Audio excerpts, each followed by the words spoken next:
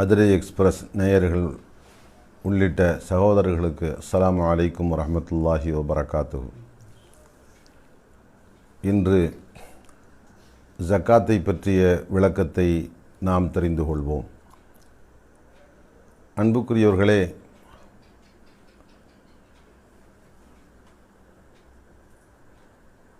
ஜக்காத்தை பற்றி அல்லாஹு ரப்புல் ஆலமீன் தொழுகையை பற்றி சொல்லுகின்ற பெரும்பாலான இடங்களில் சேர்த்தே குறிப்பிடுகின்றான். ஏறத்தாழ 30க்கும் அதிகமான இடங்களில் தொழுகையோடு சேர்த்து ஜக்காத்தை குறிப்பிடுவதை நாம் பார்க்கின்றோம். இந்த ஜக்காத்தை பொறுத்த மட்டில் முறையாக நிறைவேற்றுகின்ற போது அவர்களுக்கு பல வகையான பாக்கியங்கள் கிடைக்கும் என்று வாக்களிக்கப்பட்டிருக்கிறது. ஜக்காத்தை முறையாக நிறைவேற்றாத போது பல வகையான பாதிப்புகள் ஏற்படும் என்று எச்சரிக்கப்பட்டிருக்கிறது. ஆரம்பமாக இந்த 2 விஷயங்களை பார்த்துவிட்டு அடுத்து நாம் ஜக்காத்துக்குள்ளே செல்வோம். ஜக்காத்து யார் மீது கடமை, எவற்றில் கடமை, எப்போது கடமை, எவ்வளவு கடமை, யார் யாருக்கு அதை கொடுத்தால் முறையாக நிறைவேறும் என்ற இந்த உள் விளக்கங்களுக்குள் ஆரம்பமாக இந்த விஷயத்தை பார்த்துவிட்டு நாம் செல்வோம். அன்புக்குரியவர்களே, ஜக்காத்தை ஒரு மனிதன் முறையாக நிறைவேற்றுகின்ற போது அவனுக்கு கிடைக்கின்ற முதல் பாக்கியம் அவன் நன்றி உள்ள அடியான் என்ற தரத்தை பெறுகின்றான். காரணம், அல்லாஹ் இந்த உலகத்தில் பலருக்கு தன் அடிப்படை தேவைகளை கூட நிறைவேற்றிக் கொள்வதற்கு போதுமான வசதி இல்லாதிருக்கின்ற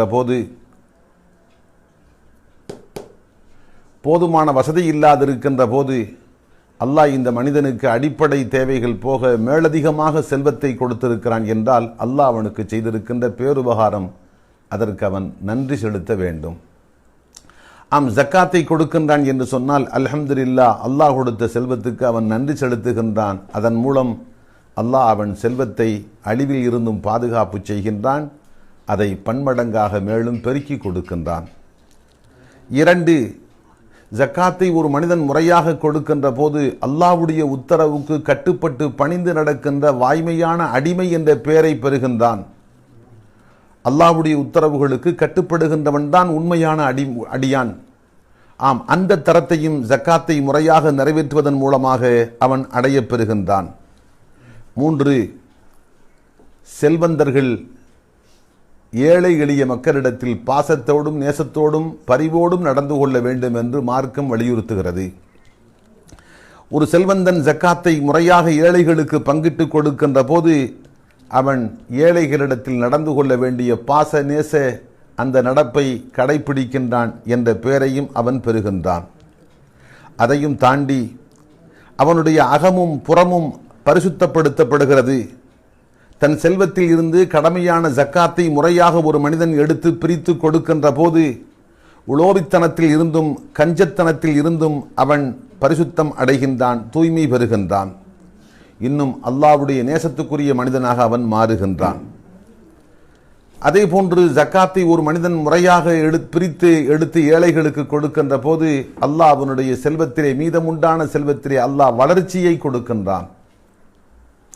வெளிப்படையாக பார்க்கின்ற போது ஜக்காத்து கொடுக்கின்ற காரணத்தால் செல்வத்தில் குறைவு ஏற்படுவதை போன்று தெரிகிறது. ஆனால் அல்லாஹு ரப்புல் ஆலமீன் வாக்கு தருகின்றான், ஜக்காத்தை கொடுப்பதன் மூலமாக மீதமிருக்கின்ற செல்வத்தில் அல்லாஹ் அவனுக்கு வளர்ச்சியை கொடுக்கின்றான். அது மட்டுமல்ல, அதிலே பரக்கத்து என்ற அபிவிருத்தியையும் அல்லாஹ் ஏற்படுத்துகின்றான். செல்வம் குறைவாக இருந்தாலும் பெருஞ்செல்வத்தை கொண்டு ஆற்ற முடியாத பணிகளை எல்லாம் இந்த குறைந்த அளவு செல்வத்தை கொண்டே அவனால் ஆற்றி முடிக்க முடியும். அதுதான் பரக்கத்து என்பது.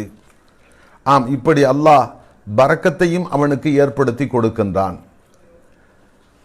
ஹதீஸே குத்ஸியிலே அல்லாஹுவின் திருத்தூதர் ஸல்லல்லாஹு அலைஹி வஸல்லம் அல்லாஹு சொல்வதாக ஒரு செய்தியை சொன்னார்கள். அல்லாஹு சொல்கின்றானாம், யப்ன ஆதம் அன்ஃபிக் உன்ஃபக் அலைக, மனிதா நீ செலவு செய், உனக்கு செலவு செய்யப்படும். என்ன பொருள்? அல்லாஹ் கொடுத்திருக்கின்ற செல்வத்தில் இருந்து ஏழை எளிய மக்களுக்கு நாம் தாராளமாக வாரி கொடுக்கின்ற போது நாம் கருத வேண்டியதில்லை, இப்படியே கொடுத்து கொண்டிருந்தால் நாம் இப்படியே கொடுத்து கொண்டு இரு, அல்லாஹ் உனக்கு அதற்கு ஏற்ற முறையில் பன்மடங்காக திருப்பி கொடுத்து கொண்டிருப்பான். நீ செலவு செய், உனக்கு செலவு செய்யப்படும் என்று அல்லாஹு ரப்புல் ஆலமீன் வாக்களிப்பதாக ஹதீஸே குதுசியை அல்லாஹுவின் அருள் தூதர் ஸல்லல்லாஹு அலைஹி வஸல்லம் குறிப்பிடுகின்றார்கள். அன்புக்குரியவர்களே, ஒரு மனிதன் முறையாக ஜக்காத்தை கொடுக்கவில்லை என்று வைத்துக் கொள்வோம். அல்லாஹ் தன் மீது கடமையாக்கி இருக்கின்ற தன் செல்வத்தில் கொடுக்க வேண்டிய அந்த ஜக்காத்தை முறையாக கணக்கு பார்த்து பிரித்து கொடுக்கவில்லை என்று வைத்துக் கொள்வோம். மேல் கூறப்பட்ட இந்த பாக்கியங்களை எல்லாம் அவன் இழந்து விடுகின்றான். அது மட்டுமல்ல, மீதமிருக்கின்ற அந்த ஜக்காத்து பிரித்து கொடுக்கப்படாமல் எந்த செல்வத்தோடு ஜக்காத்து நிதி சேர்ந்து இருக்கிறதோ அந்த நிதி அழிவுக்கும் நாசத்துக்கும் பெரும்பாலும் இலக்காகி விடுகிறது. காரணம் அன்புக்குரியவர்களே, ஒரு மனிதனுடைய உடலில் அசுத்தம் சேர்ந்திருக்கிற, உதாரணத்திற்கு ஒரு புண் இருப்பதாக வைத்துக் கொள்வோம். அந்த புண்ணிலே சலம் கோதி இருக்கிறது. அப்போது மருத்துவர் என்ன சொல்லுவார்? அதை வெளியேற்றி விட வேண்டும். அதை நீக்கிவிட்டால் மீதமுண்டான உறுப்புக்கு ஆரோக்கியம். ஆனால் ஒரு மனிதன் அந்த அசுத்தத்தை நான் என்னை விட்டு நீக்க மாட்டேன் என்று சொன்னால் அது ஆரோக்கியமாக இருக்கின்ற மற்ற உறுப்புகளுக்கும் பாதிப்பை ஏற்படுத்திவிடும். அப்படியே புறையோடிக்கொண்டே போய்கொண்டிருக்கும். இதே போன்றுதான் செல்வத்தில் அறிந்தோ அறியாமலோ பிழையான கசடுகள் நம்மிடத்தில் வந்து சேர்ந்திருக்கும். அந்த மாசு, கசடு இவற்றையெல்லாம் ஜக்காத்து என்ற பேரில் நீக்கிவிட்டால் மீதம் இருக்கின்ற செல்வம் பரிசுத்தம் பெறுகிறது, தூய்மை பெறுகிறது. ஆனால் இதை புரிந்து கொள்ளாத ஒரு மனிதன் ஜக்காத்து கொடுப்பதை இழப்பாக கருதி கொண்டு கொடுக்காமல் தடுத்து வைக்கின்ற போது மற்ற செல்வத்திலேயும் அது அழிவையும் நாசத்தையும் ஏற்படுத்துகிறது. சிலரை நாம் பார்க்கலாம், திடீரென்று விபத்துக்குள்ளாகிறார்கள், கடுமையான நோய்களுக்கு உள்ளாகுகின்றார்கள், பெரும் அறுவை சிகிச்சைகளின் மூலமாக லட்சக்கணக்கான ரூபாய்களை இழக்க நேரிடுகிறது. திடீரென்று வெள்ளத்தால் செல்வம் அடித்து செல்லப்படுகிறது, நெருப்புக்கு இரையாக்கப்படுகிறது, பூகம்பத்தால் புதையுண்டு போகிறது. இன்னும் எத்தனையோ இயற்கை சீற்றங்கள் மூலமாக அவனுடைய காசும் பணமும் அழிவதை பார்க்கின்றோம். சில போது கொள்ளையர்கள் கொள்ளையடித்துக் கொண்டு போகிறார்கள். அநியாயமான முறையில் அரசாங்கத்தின் காரணமாக, அரசாங்கத்தின் மூலம் கூட அவனுடைய செல்வம் பறிக்கப்படுகிறது.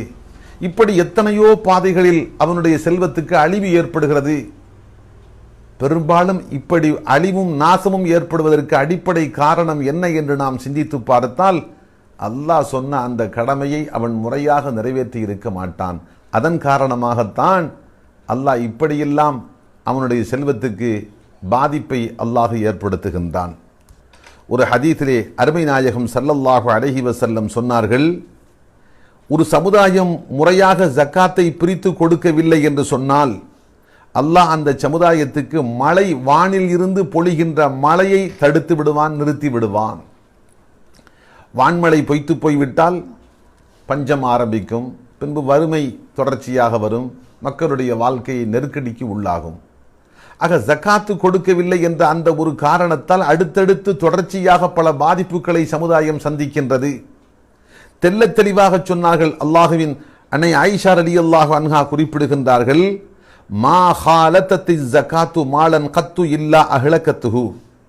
எந்த செல்வத்தில் ஜக்காத்து நிதி பிரித்து கொடுக்கப்படாமல் சேர்ந்து இருக்கிறதோ அந்த செல்வத்தை அந்த ஜக்காத்து நிதி அழித்தே விடும், அழிக்காமல் விடமாட்டாது. ஆக ஜக்காத்தை முறையாக நாம் கொடுக்கின்ற போது பெரும் பலன்களை, பாக்கியங்களை நாம் பெறுகின்றோம்.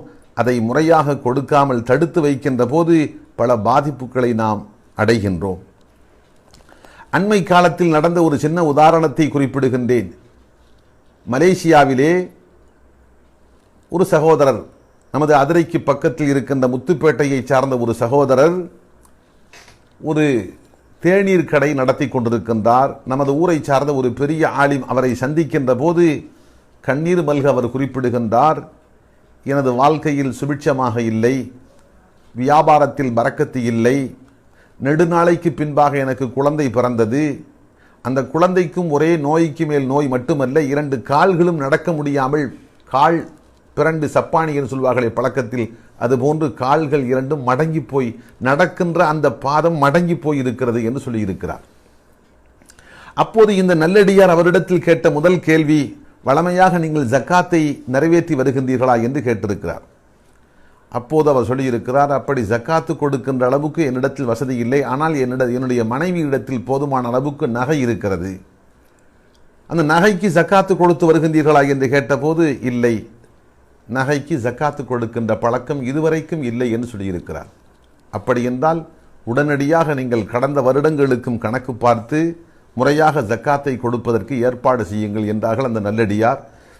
அதே போன்று அவர் மனைவிக்கு கடிதம் எழுதுகின்றார், முறையாக கடந்த வருடங்களுக்கும் சேர்த்து கணக்கு பார்த்து ஜக்காத்து கொடுக்கப்படுகிறது. என்ன ஆச்சரியம்!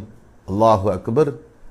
இந்த ஜக்காத்தை முறையாக அவர்கள் கணக்கு பார்த்து கொடுத்த ஒரு சில வாரங்களிலேயே அந்த குழந்தையின் கால் பழைய நல்ல நிலைக்கு திரும்புகிறது.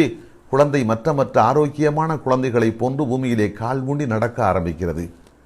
அடிக்கடி நோய்வாய்ப்பட்டு மருத்துவமனைக்கு எடுத்துச் செல்லப்பட்ட அந்த குழந்தை நல்ல ஆரோக்கியம் பெற்று மற்ற குழந்தைகளோடு சந்தோஷமாக துள்ளி விளையாடுகிறது. அது மட்டுமல்ல, ஏறத்தாழ இந்த நிகழ்ச்சி நடைபெற்று ஒரு 20-30 வருடங்கள் ஆகிவிட்டது. அன்று தேநீர் கடை வைத்து போதவில்லை என்ற ஒரு நெருக்கடியான வாழ்க்கை வாழ்ந்து கொண்டிருந்த அவர், அதே சகோதரை இன்று நாம் பார்க்கின்றோம், அவர் ஜுவல்லர்ஸ் தங்கக்கடை வைத்து லட்சமல்ல கோடி கோடியாக இன்று சம்பாதித்துக் கொண்டிருக்கிறார். அல்ஹம்துலில்லாஹ், அல்லாஹ் அவருடைய வாழ்க்கையிலே மிகப்பெரிய முன்னேற்றத்தை, மிகப்பெரிய மாற்றத்தை, பரக்கத்தை அல்லாஹ் ஏற்படுத்தி கொடுத்திருக்கின்றான். ஆனால் அவருக்கே இது புரிந்திருக்காத ஆரம்பத்தில் நாம் கடமையாகி இருக்கின்ற ஜக்காத்தை முறையாக பிரித்து கொடுக்காத காரணத்தால் தான் இப்படிப்பட்ட பாதிப்புகளை நாம் சந்தித்துக் கொண்டிருக்கோம் என்று நிச்சயமாக அவருக்கு தெரிந்திருப்பதற்கு வாய்ப்பில்லை. ஆனால் ஒரு நல்லடியார் மூலமாக சுட்டிக்காட்டப்பட்டு அவருக்கு உணர்த்தப்பட்டு அவரும் அந்த காரியத்தை முறையாக செய்தபோது அல்லாஹு ரப்புல் ஆலமீன் அவருடைய வாழ்க்கையிலே பெரிய மறுமலர்ச்சியை, மாற்றத்தை, திருத்தத்தை, முன்னேற்றத்தை ஏற்படுத்தி இருக்கின்றார். ஆக அன்புக்குரியவர்களே, இதெல்லாம் இந்த உலகத்திலே ஏற்படக்கூடிய பலன்கள் அல்லது பாதிப்புகள். ஆனால் மறுமையை பொறுத்த மட்டில் அல்லாஹு அக்பர், மிக கடுமையான செய்தி சொல்லப்பட்டிருக்கிறது. குர்ஆனிலே அல்லாஹு தஆலா குறிப்பிடுகின்றான், வல்லதீன யக்னிசூன ذهب والفضة لا ينفقون ولا ينفقونها في سبيل الله. யார் அல்லாஹ்வுடைய பாதையில் செலவு செய்யாமல் தங்கத்தையும் வெள்ளியையும் சேமித்து வைக்கின்றார்களோ, ஃபபஷ்ஷிர்ஹும் பிஅதாபின் அலீம், அவர்களுக்கு துன்புறுத்தும் வேதனை உண்டு என்று நாயகமே நீங்கள் எச்சரிக்கை செய்யுங்கள். துன்புறுத்தும் வேதனை அவர்களுக்கு உண்டு. யௌம யுஹ்மா அலைஹா ஃபீ நாரி ஜஹன்னம், நரகத்து நெருப்பிலே அந்த ஜக்காத்து கொடுக்காமல் அவர் சேமித்து வைத்த அந்த செல்வம் பழுக்க காய்ச்சப்படும். காய்ச்சப்பட்டு ஃபத்துக்குவா பிஹா ஜிபாஹுஹும் வ ஜுனூபுஹும் வ லுஹூருஹும், அவர்களுடைய நெற்றி பொட்டுக்கள், அவருடைய நெற்றிப்புறம், அவருடைய விழாப்புறம், அவருடைய முதுகுப்புறங்கள் சூடு போடப்படும். அப்போது ஹாதா அவர்களுக்கு சொல்லப்படும், ஹாதா மா கனஸ்தும் லி அன்ஃபுசிக்கும், இதுதான் உங்களுக்காக நீங்கள் சேமித்து வைத்தவை.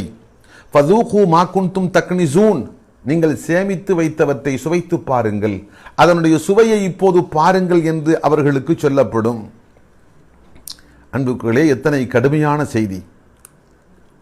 இந்த ஆயத்துக்கு அல்லாஹுவின் திருத்தூதர் ஸல்லல்லாஹு அலைஹி வஸல்லம் விளக்கம் கொடுக்கும் போது இப்படி சொன்னார்கள், மாமின் சாஹிபி தஹபின் வலா ஃபில்லத்தின் லா யுஅத்தி ஹக்கஹா, தங்கம் வெள்ளியை உடைமை கொண்டிருக்கின்ற ஒரு மனிதன், சொந்தமாக்கி கொண்டிருக்கின்ற ஒரு மனிதன் முறையாக அதற்குரிய ஜக்காத்தை கொடுக்கவில்லை என்று சொன்னால், அந்த தங்கம் வெள்ளி உலோகங்கள் நரகத்து நெருப்பில் இட்டு அது தகரங்களாக மாற்றப்படும். பின்பு ஃபஉஹ்மிய அலைஹா ஃபீ நாரி ஜஹன்னம், நரகத்திலே அது பழுக்க காய்ச்சப்படும். காய்ச்சப்பட்டு நெற்றிப்புறம், விழாப்புறம், முதுகுப்புறங்கள் எல்லாம் சூடு போடப்படும். குல்லமா பரதத்து உஈதத் லஹு ஃபீ யௌமின் கான மிக்தாருஹு 50 அல்ஃப ஸனா, இது ஒரு சில வினாடிகள் கொடுக்கப்பட்டு நிறுத்தப்படுகின்ற தண்டனை அல்ல. அந்த பழுக்க காய்ச்சப்பட்ட உலோகத்தின் வெப்பம் குறைந்து அது குளிர்ச்சி அடைகின்ற போது மீண்டும் மறுமுறையும் அது பழுக்க காய்ச்சப்படும், சூடேற்றப்படும். இனி மறுபடியும் அவர்களுக்கு சூடு போடப்படும். இது எத்தனை காலத்துக்கு? 50,000 வருடங்கள். மறுமை நாள் நீதி விசாரணை என்பது 50,000 வருடங்களை கொண்ட கால அளவு. அந்த நீதி விசாரணை முடிகின்ற வரைக்கும் 50,000 வருடங்கள் அவருக்கு இந்த தண்டனை தொடர்ந்து நடந்து கொண்டே இருக்கும். கடைசியில் முடிவில் கேள்வி நீதி விசாரணை எல்லாம் முடிந்ததற்கு பின் ஒன்று இவனுடைய இருப்பிடம் நரகம் என்று முடிவாகி இருக்கும், அல்லது சொர்க்கம் என்று முடிவாகி இருக்கும். அப்படி முடிவு தெரிகின்ற அந்த நேரம் வரைக்கும் அவனுக்கு இந்த தண்டனை நடந்து கொண்டே இருக்கும் என்று அல்லாஹுவின் திருத்தூதர் ஸல்லல்லாஹு அலைஹி வஸல்லம் விளக்கம் தந்தார்கள். மற்றொரு திருவசனத்திலே அல்லாஹு ரப்புல் ஆலமீன் குறிப்பிடுகின்றான், லா தஹ்ஸபன்ன அல்லதீன யப்கலூன பிமா ஆத்தாஹுமுல்லாஹு மின் ஃபضலிஹி, அல்லாஹ் தன் அருளால் கொடுத்திருக்கின்ற செல்வத்தில் யார் உலோபித்தனம் செய்கின்றார்களோ, கஞ்சத்தனம் செய்கின்றார்களோ, பொருள் ஜக்காத்தை கொடுக்காமல் தடுத்து வைத்துக் கொள்கிறார்கள், யார் இப்படி செய்கின்றார்களோ, ஹுவ கைரன் லஹும், அது தங்களுக்கு நல்லது என்று அவர்கள் கருதி கொள்ள வேண்டாம். பல் ஹுவ ஷர்ருன் லஹும், அது அவர்களுக்கு தீங்காக இருக்கிறது. சயுதப்பக்கூன மா பஹிலூ பிஹி யௌமல் கியாமா, கியாமத்து நாளையில் அவர்கள் எவற்றை கொண்டு கஞ்சத்தனம் செய்தார்களோ அவை அவர்களின் கழுத்துகளில் ஆரங்களாக மாற்றப்படும். இந்த குர்ஆன் வசனத்துக்கு அருமைநாயகம் ஸல்லல்லாஹு அலைஹி வஸல்லம் விளக்கம் சொன்னார்கள். ஒரு மனிதன் ஜக்காத்தை முறையாக கொடுக்காமல் செல்வத்தை சேமித்து வைத்திருந்தான் என்று சொன்னால் அது கொடிய விஷப்பாம்பாக, முஸ்ஸிரலஹு ஷுஜாஅன் அக்ரஅ, கொடிய விஷப்பாம்பாக அது மாற்றப்படும். அப்படி மாற்றப்பட்டு லஹு ஜபீபத்தானி, அதற்கு 2 நச்சு பற்கள் இருக்கும். யுதவ்விகுஹு யௌமல் கியாமத்தி, கியாமத்து நாளையில் அவன் கழுத்திலே அது சுருண்டு கொள்ளும். சும்ம யாஹுது பில் அஹ்ஸமத்தைஹி, தன்னுடைய 2 தாடைகளை கொண்டு அவனை கவ்வி பிடிக்கும். கவ்வி பிடித்து அவனை தீண்ட ஆரம்பிக்கிறது. அப்போது அந்த பாம்பு சொல்லுமாம், அன மாளுக்க அன கன்சுக்க, நான் தான் உன் செல்வம், நான் தான் நீ சேர்த்து வைத்த பொக்கிஷம் என்று அந்த பாம்பு சொல்லும் என்றும் அல்லாஹுவின் திருத்தூதர் ஸல்லல்லாஹு அலைஹி வஸல்லம் சொன்னார்கள். ஆக அன்புக்குரியவர்களே, ஜக்காத்தை நாம் முறையாக நிறைவேற்றுகின்ற போது அல்லாஹ் இந்த உலகத்திலே பல வகையான பாக்கியங்களை நமக்கு தருகின்றான். ஜக்காத்தை முறையாக நிறைவேற்ற தவறுகின்ற போது இந்த உலகத்திலேயும் பாதிப்பு ஏற்படுகிறது, நாளை மறுமையிலேயும் மிகப்பெரிய பாதிப்புக்கு மனிதன் உள்ளாகுகின்றான். ஆகவே ஜக்காத்தை நாம் முறையாக கொடுத்துவிட வேண்டும். அதையும் தாண்டி ஒரு இஸ்லாமிய நாட்டிலே வாழுகின்ற ஒரு குடிமகன் ஜக்காத்து கடமையானதற்கு பின்பும் அந்த ஜக்காத்தை அவன் முறையாக கொடுக்காமல் அவன் பின்வாங்குகின்றான் என்று சொன்னால் மார்க்க சட்டம் சொல்கிறது, ஆட்சியாளர்கள் அவனுக்கு உணர்த்த வேண்டும். ஜக்காத்து என்பது ஒரு கடமை, அதை முறையாக நிறைவேற்றுவது உன் மீது தார்மீக பொறுப்பாக இருக்கிறது, ஆகவே நிறைவேற்றிவிடு என்று அவனுக்கு உணர்த்த வேண்டும். அப்படி உணர்த்துகின்ற போது அவன் அதை ஏற்றுக்கொண்டு அவன் ஜக்காத்தை முறையாக கொடுத்து விட்டான் என்றால் அல்ஹம்துலில்லாஹ், பிரச்சனை முடிந்தது. ஆனால் அப்படி சொல்லப்பட்டதற்கு பின்பும் உணர்த்தப்பட்டதற்கு பின்பும் அவன் ஜக்காத்தை கொடுக்க மறுக்கின்றான் என்று சொன்னால் கேள்வி, ஜக்காத்து கடமை என்பதையே அவன் மறுக்கின்றானா, அல்லது கடமை என்பதை ஏற்றுக்கொண்டு விட்டு கொடுப்பதற்கு உலோபித்தனத்தின் காரணமாக அவன் பின்வாங்குகின்றானா? கடமையையே அவன் மறுக்கின்றான். அப்படியா? அவன் முர்த்தத்து, காஃபிர் என்று அவனுக்கு தீர்ப்பளிக்கப்படும். அவன் இஸ்லாத்தை விட்டு வெளியேறிவிட்ட, மதம் மாறிவிட்ட முர்த்தத்து. அவனை பொறுத்த மட்டில் ஆட்சியாளர்கள் ஒரு குறுகிய அவகாசம் கொடுத்து தௌபா செய்துவிட்டு திருந்திவிடு என்று வாய்ப்பு கொடுக்க வேண்டும். அந்த கொடுக்கப்பட்ட வாய்ப்பை அவன் பயன்படுத்தியதற்கு பின்பும் அவன் திருந்தவில்லை என்று சொன்னால் அவன் மதம் மாறிவிட்ட காஃபிர் என்று தீர்ப்பளிக்கப்பட்டு அவன் கொல்லப்பட வேண்டும். அவன் தண்டனை, மரண தண்டனை அவனுக்கு நிறைவேற்றப்பட வேண்டும். ஆனால் இன்னொரு மனிதன் கடமை என்பதை ஏற்றுக்கொள்கின்றான். ஆனால் உலோபித்தனத்தின் காரணமாக, கஞ்சத்தனத்தின் காரணமாக ஜக்காத்தை கொடுக்க அவன் முன்வரவில்லை என்று சொன்னால் மார்க்கம் சொல்கிறது, இவனிடத்தில் வலுக்கட்டாயமாக பறித்தெடுக்க வேண்டும். இஸ்லாமிய ஆட்சியில் இருக்கின்ற ஆட்சியாளர்கள் இவனிடத்தில் நிர்பந்தமான முறையில் ஜக்காத் நிதியை பிரித்து எடுக்க வேண்டும்.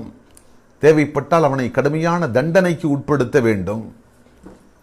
அப்படி நிர்பந்தமான முறையில் அவனிடத்தில் பறித்தெடுக்கின்ற போது இராணுவ நடவடிக்கை எடுத்தால்தான் அவனிடத்தில் எடுக்க முடியும் என்றிருந்தால் இராணுவத்தை நடத்தி சென்று இராணுவ நடவடிக்கையின் மூலமாக அந்த ஜக்காத் நிதியை பெற வேண்டும் என்று மார்க்கம் வலியுறுத்துகிறது. அருமை நாயகம் ஸல்லல்லாஹு அலைஹி வஸல்லம் மரணமடைந்ததற்கு பின்பாக சித்தியக்குல் அக்பர் அபூபக்கர் சித்திக் ரலியல்லாஹு அன்ஹு அவர்கள் ஆட்சி பொறுப்பேற்றார்கள்.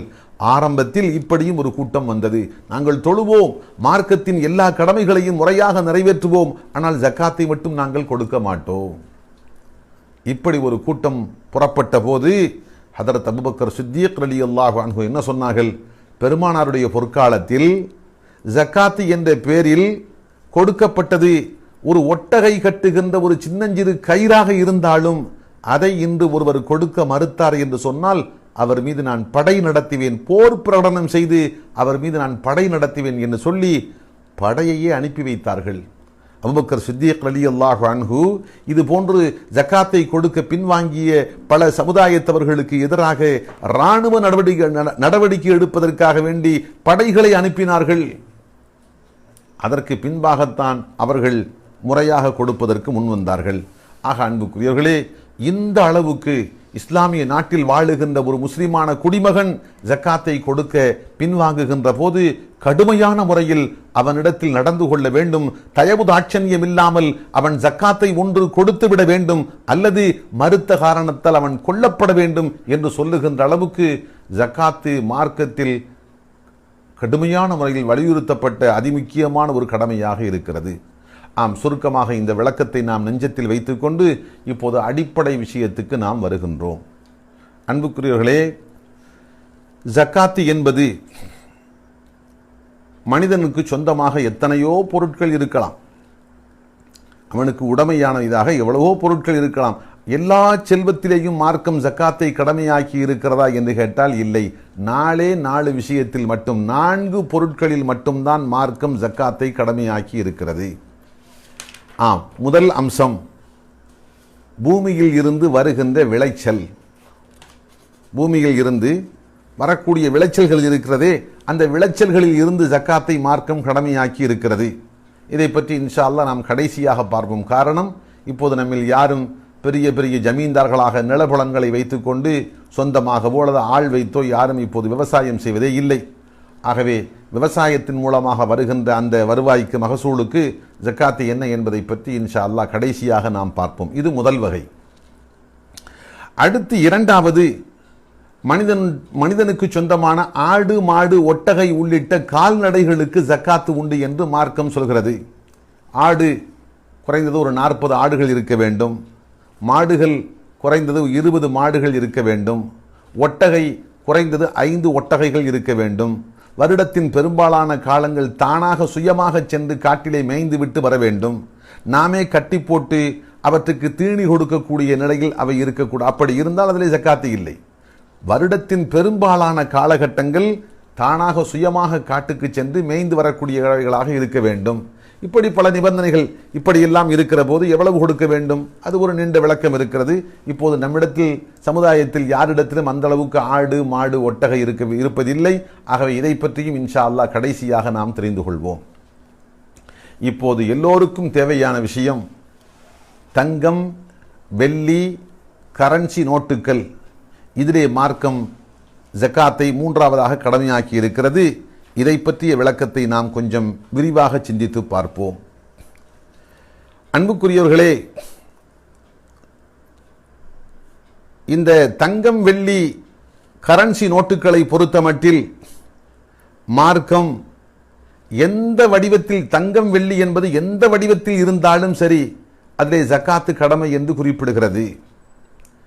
சில போது தங்கம் வெள்ளி நாணயங்களாக இருக்கலாம். பெருமானாருடைய பொற்காலத்தில் தீனார்கள் என்றும் திருகங்கள் என்றும் வெள்ளி தங்க நாணயங்கள் தான், வெள்ளி தங்க உலோகங்கள் தான் நாணயங்களாக பயன்படுத்தப்பட்டிருக்கிறது.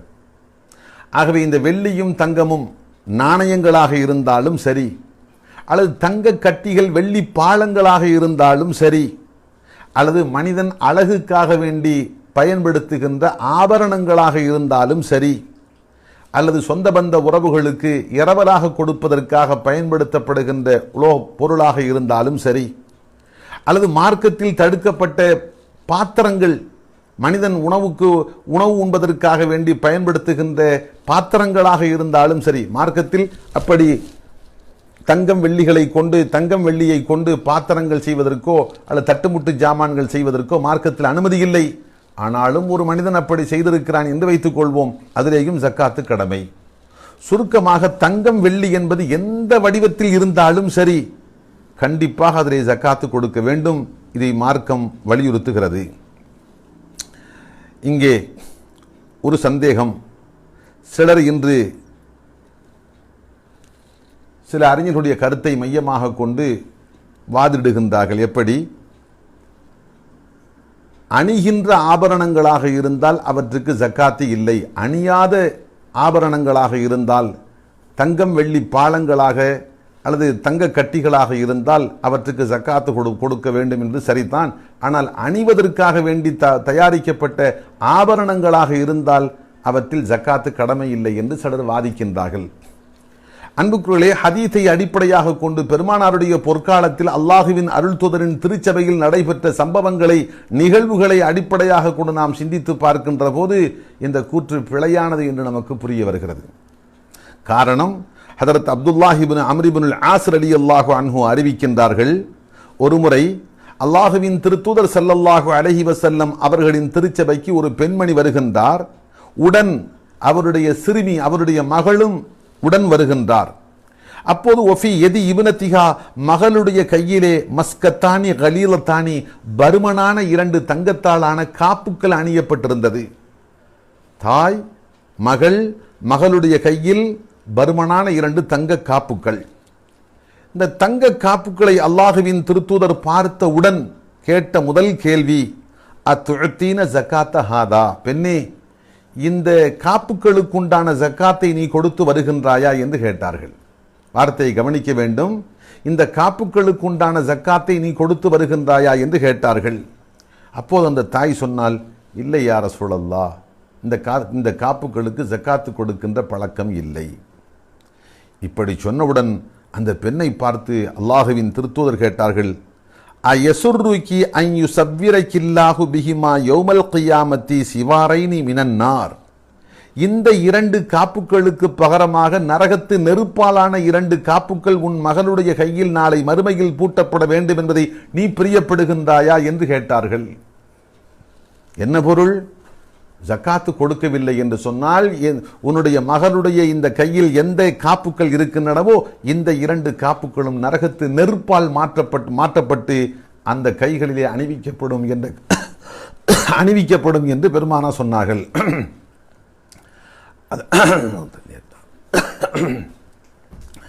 அதை கேட்டவுடன் அந்த பெண் அதிர்ச்சி அடைகின்றார்.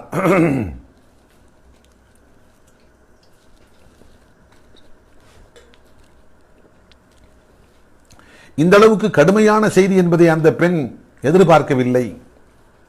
அது இப்படி மாற்றப்படும் என்று சொன்னவுடன் அதிர்ச்சி அடைந்த பெண் உடனே ஃபஹலஅத்துஹுமா, தன்னுடைய மகளுடைய கரத்தை பிடித்து அந்த 2 காப்புக்களையும் கலட்டுகின்றார். கலட்டி ஃபஅல்கத்துஹுமா இலன் நபி ஸல்லல்லாஹு அலைஹி வஸல்லம், நபி ஸல்லல்லாஹு அலைஹி வஸல்லம் அவர்களுக்கு முன்பாக வைக்கின்றார். வைத்துவிட்டு சொன்னார், ஹுமா லில்லாஹி வ ரசூலிஹி, யா ரசூலல்லாஹ், இந்த 2 காப்புக்களையும் நான் அல்லாஹ் ரசூலுக்காக வேண்டி ஒப்படைத்து விட்டேன். தாங்கள் விரும்புகின்ற முறையில் அதை செய்து கொள்ளுங்கள், பயன்படுத்தி கொள்ளுங்கள். அன்புக்குரியவர்களே, நாம் இங்கே சிந்தித்து பார்க்க வேண்டிய செய்தி, அந்த பெண்மணியினுடைய மகள் கையிலே அணிந்திருந்த அந்த ஆபரணத்தை பார்த்துத்தான் அல்லாஹுவின் திருத்தூதர் கேட்டார்கள், இந்த நகைக்கு நீ ஜக்காத்தை முறையாக கொடுத்து வருகின்றாயா என்று. வீட்டிலே பூட்டி வைத்திருந்த தங்கத்தை பார்த்து பெருமானார் கேட்கவில்லை, கையிலே அணிந்திருந்த ஆபரணம். அப்படி என்றால் என்ன பொருள்? அணிந்திருக்கின்ற ஆபரணத்திற்கும் அல்லது அணிவதற்காக தயாரிக்கப்பட்டிருக்கின்ற ஆபரணங்களுக்கும் ஜக்காத்து உண்டு என்று தெள்ளத் தெளிவாக விளங்குகிறது. ஆனால் ஒரு சகோதரர் சில வருடங்களுக்கு முன்பாக என்னிடத்தில் பேசுகிற போது சொன்னார், இது ஒரு காலத்தில் ஆபரணம் என்ற அடிப்படையில் தங்கம் வெள்ளியை பயன்படுத்துவதற்கு தடை விதிக்கப்பட்டிருந்தது மார்க்கத்தில். ஆண்களுக்கு எப்படி இன்று தங்கம் வெள்ளி அணிவது, தங்கத்தை பயன்படுத்துவது ஹராமாக்கப்பட்டிருக்கிறதோ அதுபோன்று இஸ்லாத்தின் ஆரம்ப காலத்தில் பெண்களுக்கும் தங்கத்தாலான ஆபரணங்களை பயன்படுத்துவது, அணிவது ஹராம் என்று தடுக்கப்பட்டிருந்தது. அந்த காலத்தில் சொல்லப்பட்டது இந்த செய்தி. ஆகவே இதை வைத்துக்கொண்டு, அடிப்படையாக வைத்துக்கொண்டு அணிகின்ற ஆபரணத்தில் ஜக்காத்து கடமை என்று சொல்வது பொருத்தமல்ல என்று சொன்னார். கொஞ்சம் நிதானமாக சிந்தித்து பார்ப்போம். ஒருவேளை இந்த நகை ஆண்களுக்கு எப்படி இப்போது அணிவது தடுக்கப்பட்டிருக்கிறதோ அதே போன்று பெண்களுக்கும் ஒரு காலத்தில் ஆபரணங்கள், தங்கத்தால் தயாரிக்கப்பட்ட ஆபரணங்கள் அணிவது ஹராம் என்று தடுக்கப்பட்டிருந்து, அவர் சொல்வதை போன்று தடுக்கப்பட்டிருந்து, அந்த காலத்தில் தான் அந்த பெண்மணி அந்த ஆபரணத்தை மகளுக்கு அணிவித்து அழைத்து கொண்டு வந்திருந்தார் என்று சொன்னால் பெருமானார் பார்த்தவுடன் என்ன கேட்டிருக்க வேண்டும்? ஆபரணங்கள் அணிவதற்கு மார்க்கத்தில் அனுமதி இல்லையே, ஏன் உன் மகளுக்கு தங்கத்தாலான ஆபரணத்தை அணிவித்து அணைத்து கொண்டு வந்தாய் என்றல்லவா கேட்டிருக்க வேண்டும்? பெருமானாருடைய கேள்வி அதையல்லவா கேட்டிருக்க வேண்டும்? ஹராம் என்பதை பற்றி அல்லவா, ஹராமான ஒரு காரியத்தை உன் மகளுக்கு செய்து அழைத்து கொண்டு வந்திருக்கின்றாயே என்றல்லவா கேட்டிருக்க வேண்டும்? ஆனால் அல்லாஹ்வின் தூதர் கேட்கின்ற கேள்வியை பாருங்கள். அந்த ஆபரணத்துக்குண்டான ஜக்காத்தை முறையாக நீ கொடுத்து வருகின்றாயா என்று கேட்கின்றார்கள். அப்படி என்றால் தெளிவாக விளங்குகிறது, அணிகின்ற ஆபரணத்துக்கு ஜக்காத்து கண்டிப்பாக உண்டு. அது மட்டுமல்ல, அன்னை ஆயிஷா ரலியல்லாஹு அன்ஹா அவர்கள் மூலமாக நமக்கு ஒரு தகவல் கிடைக்கிறது. இந்த செய்தியை வலுப்படுத்தும் விதமாக ஒரு நாள் அல்லாஹுவின் திருத்தூதர் ஸல்லல்லாஹு அலைஹி வஸல்லம் வெளியில் சென்றிருந்தவர்கள் வீட்டுக்கு திரும்பி வருகிறார்கள். வந்தால் ஃபர்ரஆ ஃபி யதி, அன்னை ஆயிஷா ரலியல்லாஹு அன்ஹா குறிப்பிடுகின்றார்கள், என்னுடைய கையிலே ஃபத்ஹாத்தின் மின் வரக்கின், வெள்ளியால் தயாரிக்கப்பட்ட சில ஆபரணங்கள் என் கையிலே நான் அணிந்திருந்தேன். அதை பார்த்தார்கள். பார்த்துவிட்டு பெருமானா கேட்டார்கள், மா ஹாதா ஐஷா, இது என்ன என்று கேட்டார்கள். அநேகமாக இந்த கேள்வியை பார்த்தால் அப்போதுதான் முதலாக அன்னை ஆயிஷா ரலியல்லாஹு அன்ஹா அந்த ஆபரணத்தை அணிவதற்கு பயன்படுத்தி இருக்கிறார்கள். அதற்கு முன் பெருமானாருடைய பார்வையில் படவில்லை என்று விளங்குகிறது. பெருமானார் முதலாக பார்த்தவுடன் கேட்ட முதல் கேள்வி, ஆயிஷா இது என்ன என்று கேட்கிறார்கள். அப்போது அன்னை ஆயிஷா ரலியல்லாஹு அன்ஹா குறிப்பிடுகின்றார்கள், குல்து, நான் சொன்னேன், சனஅத்துஹுன்ன அத்தஸய்யனுலக யா ரசூலல்லாஹ், அல்லாஹுவின் திருத்துதரே, உங்களுக்காக நான் என்னை அலங்காரப்படுத்திக் கொள்ள வேண்டும் என்பதற்காக வேண்டி இந்த ஆபரணங்களை நான் தயார் செய்திருக்கின்றேன். என்ன பொருள்? அல்லாஹுவின் திருத்துதர் அன்னை ஆயிஷா ரலியல்லாஹு அன்ஹா அவர்களுக்கு கணவர். ஒரு மனைவி கணவருக்கு முன்பாக தன்னை அலங்காரப்படுத்திக் கொள்ள வேண்டும், அதற்காக வேண்டி சில அலங்கார காரியங்களை எடுக்க வேண்டும். அந்த அடிப்படையில் இந்த நகைகளை, வெள்ளியால் தயாரிக்கப்பட்ட இந்த காப்புக்களை என் கணவனாகிய உங்களுக்கு முன்பாக என்னை அலங்காரம் செய்து கொள்ள வேண்டும் என்பதற்காக வேண்டி நான் தயார் செய்திருக்கிறேன் என்று சொன்னார்கள். அதை கேட்டவுடன் அடுத்து அருமை நாயகம் ஸல்லல்லாஹு அலைஹி வஸல்லம் கேட்ட கேள்வி, அத்தீன ஜக்காத்தஹுன்ன, ஆயிஷா இதற்கான ஜக்காத்தை நீ முறையாக கொடுத்து வருகின்றாயா என்று கேட்டார்கள். அப்போது காலத் ஆயிஷா ரலியல்லாஹு அன்ஹா சொன்னார், லா யா ரசூலல்லாஹ், நான் ஜக்காத் இதுவரைக்கும் கொடுக்கவில்லை. இதை கேட்டவுடன் அருமை நாயகம் ஸல்லல்லாஹு அலைஹி வஸல்லம் சொன்னார்கள், ஹஸ்புகி மினன் நார், நரகத்தில் கொண்டு போய் சேர்ப்பதற்கு இதுவே போதும்.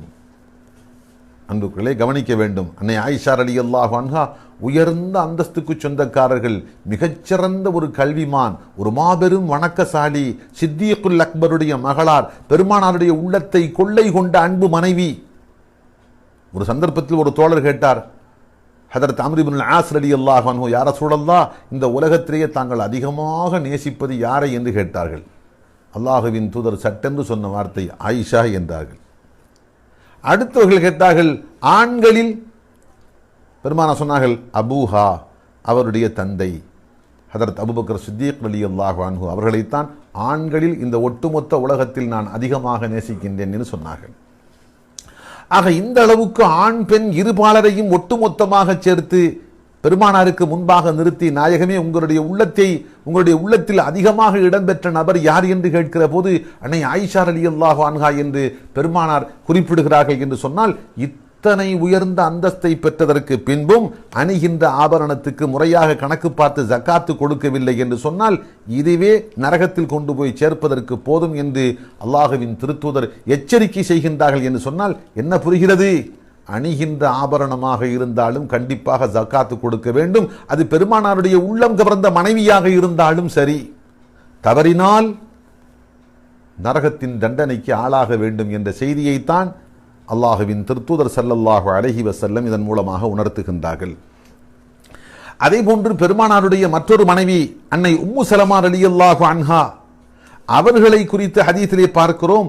அவர்களிடத்தில் தங்கத்தாலான சில ஆபரணங்கள் இருந்தன.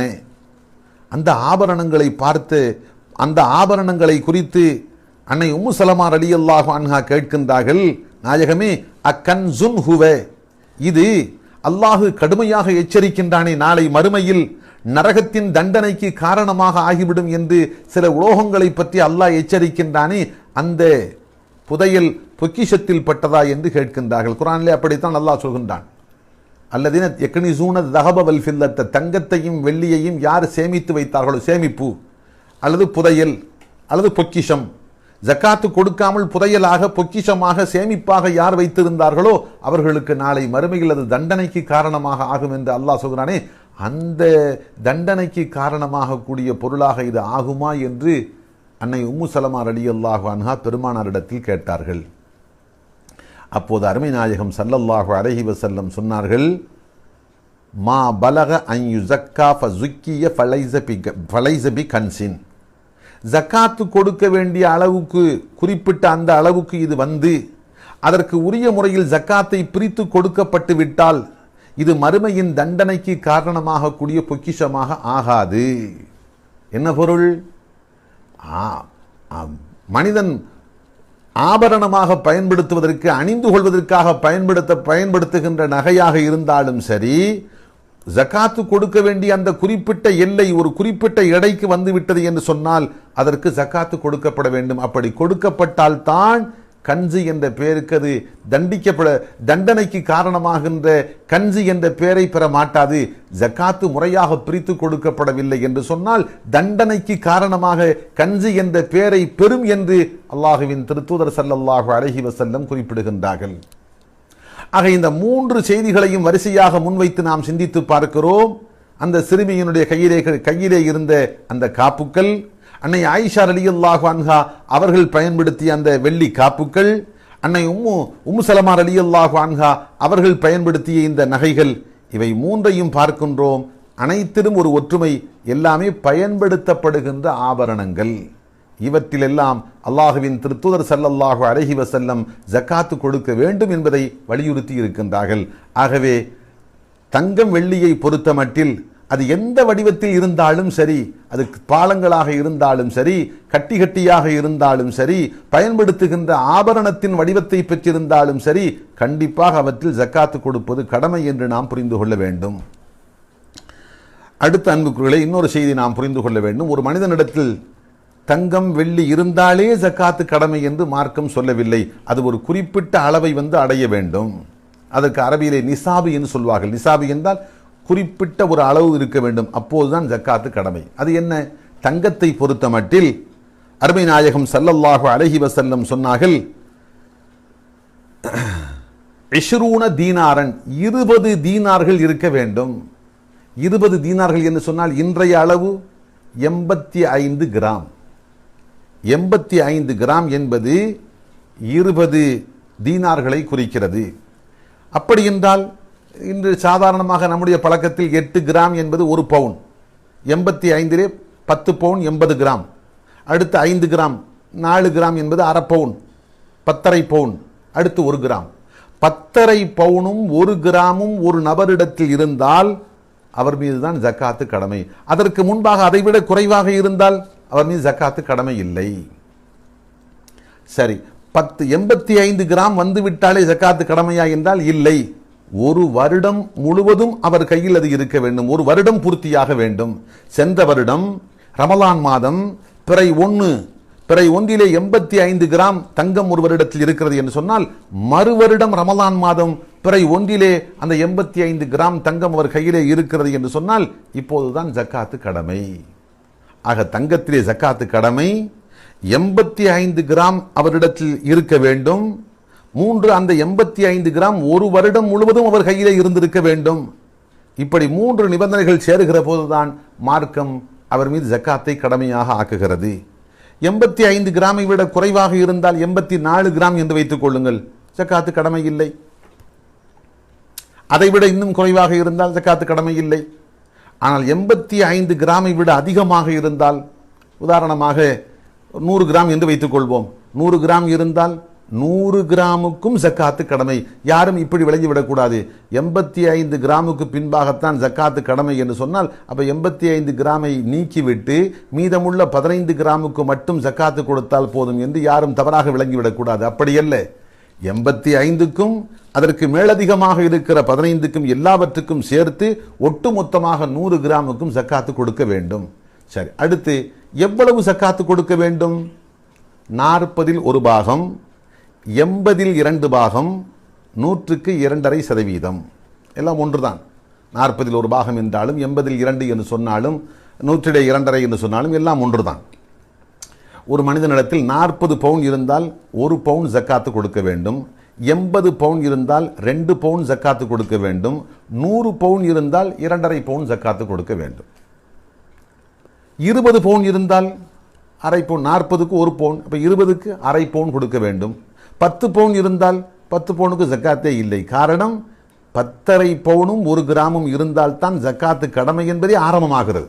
ஆகவே 10 பவுன் மட்டும் இருந்தால் அவன் மீது ஜக்காத்து கடமை இல்லை. அன்புக்குரியவர்களே, இது தங்கத்தை பொறுத்த மட்டில் நாம் புரிந்து கொள்ள வேண்டிய செய்தி. அடுத்து வெள்ளியை பொறுத்த மட்டில் அருமை நாயகம் ஸல்லல்லாஹு அலைஹி வஸல்லம் லைஸ ஃபீமா தூன ஹம்சி அவாகின் சதகத்துன், வெள்ளியை பொறுத்த மட்டில் அல்லாஹுவின் தூதர் ஹம்சு அவாக் 5 ஊக்கியாக்களை விட குறைவானதற்கு ஜக்காத்து இல்லை என்று சொன்னார்கள். இன்றைய நிலையில் 5 ஊக்கியா என்பது 595 கிராமை குறிக்கிறது. ஒரு நபரிடத்தில் வெள்ளி இருக்கிறது, அந்த வெள்ளி 595 கிராம் எடையுள்ளதாக இருக்க வேண்டும். அது எந்த வடிவத்தில் இருக்கட்டும், ஆபரணமாக இருக்கட்டும், அல்லது வேறு பயன்படுத்துகின்ற வேறு பொருளாக இருக்கட்டும், அல்லது வெள்ளி பாலங்களாக கட்டிகளாக இருக்கட்டும், 595 கிராம் அது இருந்தால் கண்டிப்பாக அவருக்கு ஜக்காத்து கடமை. அதுவும் 1 வருடம் பூர்த்தியாக வேண்டும். இங்கே வருடம் என்று சொல்கிற போது எல்லோரும் ஒரு விஷயத்தை கவனத்தில் கொள்ள வேண்டும். ஆங்கில வருடத்தை இங்கே மார்க்கம் சொல்லவில்லை, பிறை வருடத்தை தான் குறிக்கிறது. பிறை வருடம் என்பது ஆங்கில வருடத்தை விட சில நாட்களுக்கு ஏறத்தாழ ஒரு 7 நாட்கள் 8 நாட்கள் முன்பாக வந்துவிடும். 300 வருடங்கள் என்று பார்க்கிற போது அரபி சூரிய கணக்குப்படி 300 வருடம் என்று பார்த்தால் சில வருடங்கள் அதிக குறைந்துவிடும். சந்திர கணக்குப்படி பார்க்கிற போது சில வருடங்கள் கூடுதலாக இருக்கும். ஆக இந்த ஜக்காத்தை பொறுத்த மட்டில் சூரிய கணக்கை நாம் பார்ப்பதற்கு மார்க்கம் சொல்லவில்லை, சந்திர கணக்கு பார்க்க வேண்டும். அந்த அடிப்படையில் ரமலானுடைய முதல் பிறையை நாம் கணக்கு வைத்திருந்தோம் என்றால் அடுத்த வருடம் ரமலானுடைய முதல் பிறையை நாம் கணக்கு பார்க்க வேண்டும். ஆக இப்படி இந்த வெள்ளியை பொறுத்த மட்டில் 595 கிராம் அவரிடத்தில் இருந்தால் மட்டும், அதுவும் 1 வருடம் முழுவதும் அவர் கையிலே இருந்தால் மட்டும்தான் ஜக்காத்து கடமை. இது தங்கம் வெள்ளியை பொறுத்த மட்டில். அடுத்து 3வது கரன்சி நோட்டுகள். இன்று பெரும்பாலும் அந்த கால பெருமானாருடைய பொற்காலத்தை பொறுத்த மட்டில் தங்கம் வெள்ளியாலான நாணயங்கள் தான் மக்களுடைய பயன்பாட்டில் இருந்து வந்தது. ஆனால் பிந்திய காலத்தில் இன்று கரன்சி நோட்டுகள் எல்லாம் புழக்கத்தில் வந்துவிட்டது. இந்த அடிப்படையில் கரன்சி நோட்டுகள் ஒரு மனிதனிடத்தில் இருக்கிறது என்று சொன்னால் அதில் எப்படி கணக்கு பார்ப்பது? 595 கிராம் வெள்ளியினுடைய இன்றைய மார்க்கெட்டு ரேட் கிரயம் என்னவோ அந்த கிரயத்துக்கு நிகரான கரன்சி நோட்டுகள் ஒரு மனிதரிடத்தில் இருந்து அது 1 வருடம் பூர்த்தியாகி இருந்தால் அதற்கும் ஜக்காத்து கொடுக்க வேண்டும். உதாரணத்துக்கு இன்றைய நிலையில் 1 கிராம் வெள்ளி என்பது ஒரு 50 ரூபாய் என்று வைத்துக் கொள்வோம். 50 ரூபாய் என்று வைத்துக் கொண்டால் ஏறத்தாழ 595 கிராமுக்கு ஒரு 600 கிராமுக்கு 25,000 ரூபாய் வரலாம். பாருங்க, டக்குன்னு 1 கிராம் 50 ரூபாய், அப்போ 600 கிராம் எவ்வளோ வருது? 600 கிராம் 30,000. சரி, ஆக ஒரு தோராயமாக 595 கிராம் என்பதை நாம் 600 கிராம் என்று வைத்துக் கொள்வோம். 600 கிராம் என்று பார்க்கிற போது 50 ரூபாய் என்று கணக்கு வைத்தால், 1 கிராம் வெள்ளியினுடைய விலை 50 ரூபாய் என்று வைத்தால் 30,000 ரூபாய் வருகிறது. ஆக ஒரு மனிதனிடத்தில் இருக்கக்கூடிய கரன்சி நோட்டுகள் 30,000 ரூபாய் இருக்கிறது. அப்படி என்றால் வெள்ளியின் கணக்குப்படி நிசாபு குறிப்பிட்ட அளவு வந்துவிட்டது. இந்த 30,000 ரூபாய் 1 வருடம் முழுவதும் அவர் கையில் இருக்க வேண்டும். அதுவும் எப்படி? அடிப்படை தேவைகள் எல்லாம் போக, உண்ணுகின்ற உணவு, உடுத்துகின்ற ஆடை, தங்கி இருக்கின்ற இருப்பிடம், மருத்துவம், அவர் தொழில் செய்கின்ற கருவிகள், இப்படியாக எல்லா அடிப்படை தேவைகள் போக, செலவீனங்கள் போக, மேலதிகமாக மிச்சம் இருக்கின்ற பணம் 30,000 ரூபாயாக இருந்து அது 1 வருடம் முழுவதும் அவர் கையிலே இருந்தால் அங்கே 40இல் 1 பாகம், 100க்கு 2.5 பாகம் ஜக்காத்து என்ற அடிப்படையில் அவர் கொடுக்க வேண்டும். அன்புக்களை இங்கே தெளிவாக நாம் புரிந்து கொள்ள வேண்டும். ஒரு மனிதன் சம்பாதிக்கின்ற சம்பாத்தியத்துக்கு ஜக்காத்து கொடுக்க வேண்டும் என்று மார்க்கம் சொல்லவில்லை. எப்படி வருமான வரி என்று நாம் இன்று பழக்கத்தில் குறிப்பிடுகிறோமே, வருமான வரி, ஒரு மனிதன் எவ்வளவு வருமானம் ஈட்டுகின்றானோ அத்தனைக்கும் அவன் வரி செலுத்த வேண்டும். ஆனால் மார்க்கம் ஜக்காத்து என்பது வருமான வரியை போன்றது அல்ல. உதாரணத்துக்கு வைத்துக் கொள்ளுங்கள், ஒரு மனிதன் வருடத்துக்கு ஒரு மாதத்துக்கு 1 லட்சம் என்ற அடிப்படையில் வருடத்துக்கு 12 லட்சம் ரூபாய் சம்பாதிக்கிறான் என்று வைத்துக் கொள்ளுங்கள். இப்போது கேள்வி, இந்த 12 லட்சத்துக்கும் அவன் ஜக்காத்து கொடுக்க வேண்டுமா என்றால் இல்லை. மாறாக இந்த 12 லட்சத்தில் அவனுக்கும் அவனை சார்ந்திருக்கின்ற குடும்பத்தாருக்கும் ஒட்டுமொத்த வருட செலவு 10 லட்சம் போய்விட்டது என்று வைத்துக் கொள்வோம். உணவுக்காக வேண்டி, உடைக்காக வேண்டி, இருப்பிடத்துக்காக வேண்டி, மருத்துவத்துக்காக வேண்டி, பிள்ளைகளுடைய படிப்புக்காக வேண்டி, வாகனத்துக்காக வேண்டி என்று கடுமையான செலவு அதிகமாக ஆகிவிட்டது என்று வைத்துக் கொள்ளுங்கள். உதாரணத்துக்கு 10 லட்சம் ரூபாய் போய்விட்டது, அவனிடத்தில் மீதமாக எஞ்சி இருப்பது வெறும் 2 லட்சம் ரூபாய் மட்டும்தான். அப்படி என்று சொன்னால் இந்த 2 லட்சம் ரூபாயில் தான் ஜக்காத்து கொடுக்க வேண்டுமே அல்லாமல் அவன் சம்பாதித்த 12 லட்சம் ரூபாய்க்கும் ஜக்காத்து கொடுக்க வேண்டும் என்று மார்க்கம் சொல்லவில்லை. அடிப்படை தேவைகள் எல்லாம் போக மேலதிகமாக இருக்கின்ற அந்த தொகை குறிப்பிட்ட 595 கிராம் வெள்ளியினுடைய கிரயத்துக்கு வந்து அது ஒரு வருடம் முழுவதும் அவர் கையிலே இருந்தால் மட்டும்தான் அதிலே ஜக்காத்து கடமை, இல்லை என்றால் இல்லை. ஆக நாம் இதை தெளிவாக புரிந்து கொள்ள வேண்டும். அடுத்த இங்கே நாம் அடிப்படை தேவைக்காக வேண்டி மனிதன் சில பொருட்களை வைத்திருக்கிறான் என்று சொன்னால் அவற்றில் ஜக்காத்து கடமை இல்லை. அடிப்படை தேவைக்காக வேண்டி, உதாரணத்திற்கு வீடு வைத்திருக்கிறான் மனிதன். வீடு என்பது மனிதனுக்கு அடிப்படை தேவை. அது எத்தனை கோடி ரூபாய் பெருமானம் உள்ள வீடாக இருந்தாலும் சரி, வீட்டிலே ஜக்காத்து இல்லை. உடை வைத்திருக்கின்றான் மனிதன், விலை மதிப்புள்ள உடைகள், அவற்றிலேயும் ஜக்காத்து கடமை இல்லை. சொந்த பயன்பாட்டுக்காக வேண்டி வாகனம் வைத்திருக்கின்றான், அந்த வாகனத்திலேயும் ஜக்காத்து கடமை இல்லை. சம்பாதிப்பதற்காக வேண்டி தொழில் கருவி என்ற அடிப்படையில் பல கோடி ரூபாய், பல லட்சம் ரூபாய் பெருமானம் உள்ள கருவிகளை வைத்திருக்கிறான், அதிலேயும் ஜக்காத்து கடமை இல்லை. வாடகைக்கு விடுவதற்காக வேண்டி வாகனங்கள் வைத்திருக்கிறான், கார்கள் ஒரு 50-100 கார்கள் வைத்திருக்கின்றான், அல்லது வாடகை விடுதி கட்டி வைத்திருக்கின்றான், அல்லது 50-100 பைக்குகள் வைத்திருக்கின்றான், ஏன் விமானத்தையே வாடகைக்கு விடுகின்ற தொழில் செய்கின்றான் என்று வைத்துக் கொள்வோம். இந்த அளவுக்கு விலை மதிப்புள்ள பொருட்களாக இருந்தாலும் கூட அவன் வாடகைக்கு விட்டு அதன் மூலமாக வருகின்ற வாடகையை அவன் பெற்று அதுதான் அவனுடைய தொழில் என்று சொன்னால் வருகின்ற வாடகையில் தான் ஜக்காத்து பார்க்க வேண்டுமே அல்லாமல் வாடகைக்கு பயன்படுத்தப்படுகின்ற அந்த வாகனங்களிலோ அல்லது விடுதியிலோ மற்ற பொருட்களிலோ ஜக்காத்து கொடுக்க வேண்டிய அவசியம் இல்லை. உதாரணத்துக்கு வைத்துக் கொள்வோம், ஒரு மனிதன் ஒரு 50 கார் வைத்திருக்கிறான். இந்த 50 கார்களுடைய விலை என்னவாக இருக்கும்? ஒவ்வொரு காரும் 50 லட்சம் ரூபாய் என்று வைத்துக் கொள்ளுங்கள். அப்படி என்றால் ஏறத்தாழ 25 கோடி ரூபாய் ஆகிவிட்டது. இந்த 25 கோடி ரூபாய்க்கு ஜக்காத்து கொடுக்க வேண்டுமா என்றால் தேவையில்லை. ஆனால் இந்த 50 கார்களில் இருந்து ஒரு வருடத்துக்கு அவனுக்கு வரக்கூடிய வருமானம் உதாரணத்துக்கு 10 லட்சம் என்று வைத்துக் கொள்வோம். இந்த 10 லட்சம் அந்த வாடகையாக அந்த கார்களில் இருந்து கிடைக்கிறது. இந்த 10 லட்சத்தில் அவனுடைய சொந்த வீட்டு தேவைகள், உணவு, உடை, இருப்பிடம், இவற்றுக்குண்டான தேவைகள், அங்கே பணியாற்றக்கூடிய டிரைவர்கள், மற்ற ஊழியர்களுக்கு கொடுக்க வேண்டிய பணம், அதே போன்ற அந்த கார்களை பராமரிப்பு செய்ய வேண்டிய செலவு, இவையெல்லாம் போக ஏறத்தாழ 8 லட்சம் ரூபாய் அதிலே செலவாகிவிடுது என்று வைத்துக் கொள்வோம். மீதம் வெறும் 2 லட்சம் ரூபாய் மட்டும்தான் அவன் கையிலே மீதம் இருக்கிறது. இப்போது அந்த 2 லட்சமும் ஒரு வருடம் முழுவதும் அவன் கையிலே இருக்க வேண்டும். ஒரு வருடம் முழுவதும் அவன் கையிலே இருந்தால் இப்போது இந்த 2 லட்சத்துக்கு மட்டும்தான் ஜக்காத்து கொடுக்க வேண்டும். காரு 50 கார்களுடைய விலை 25 கோடி, அதற்கும் ஜக்காத்து இல்லை. இந்த 50 கார்களில் இருந்து ஒரு வருடத்துக்கு வாடகை என்று கிடைத்தது 10 லட்சம் என்று வைத்துக் கொள்வோம். அந்த 10 லட்சத்துக்கும் ஜக்காத்து இல்லை. மாறாக அந்த 10 லட்சத்தில் அடிப்படை தேவைகள் எல்லாம் போக மீதம் இருக்கக்கூடிய தொகை 2 லட்சம் இருக்கிறது. அந்த 2 லட்சம் ஒரு வருடம் முழுவதும் அவன் கையிலே முழுமையாக இருந்திருக்க வேண்டும், பூர்த்தியாகி இருக்க வேண்டும். அப்படி இருந்தால் அந்த 2 லட்சத்துக்கு மட்டும்தான் ஜக்காத்து கடமை. ஆக இதையும் நாம் ஜக்காத் விஷயத்தில் தெளிவாக புரிந்து கொள்ள வேண்டும்.